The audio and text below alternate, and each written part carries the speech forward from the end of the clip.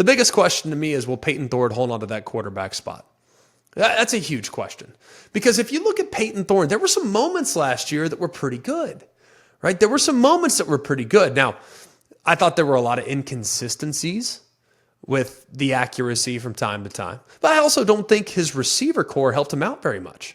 I think the receiver core was one of the most underwhelming receiver cores in the entire SEC. But I also look at some of the newcomers that are now stepping in, and while they'll be young, the guys like Cam Coleman, very optimistic about how he could step right in and be a difference maker at the wide receiver spot. I look at the running back tandem. Those guys are going to be good. I think the offensive line, they really solidified as the season went along last year, but Payton Thorne was just up and down. There were times in which he looked like he was looking at the rush. There were times in which it didn't look like he was going through his progressions downfield. He would kind of get a little bit lost. You might see some ghosts. So will he hold on to the quarterback spot? Because there is real competition. There is real competition on the Plains right now at that spot, because you bring in Walker White, a 4-star, into that quarterback room.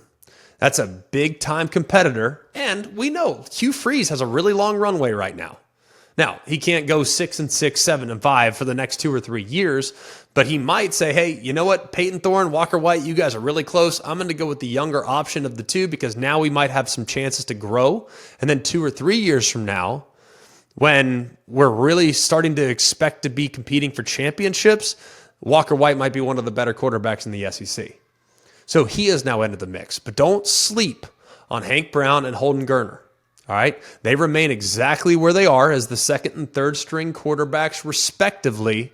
But Hank Brown might try to capitalize and try to surpass Geriner, maybe challenge Walker White, maybe challenge Payton Thorne for some snaps. Now, I think everybody that's analyzing this is kind of assuming that it's going to be Walker White as the second quarterback on the roster, but I think that's a dangerous assumption.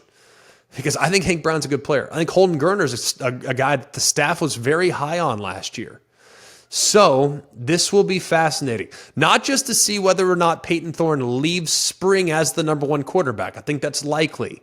But who's 2? Who's 3? And who's 4? And in the event that number 4 doesn't want to stick around, number 4 could be a really nice piece to pick up, possibly now, in the transfer portal. So we'll keep a very close eye on that.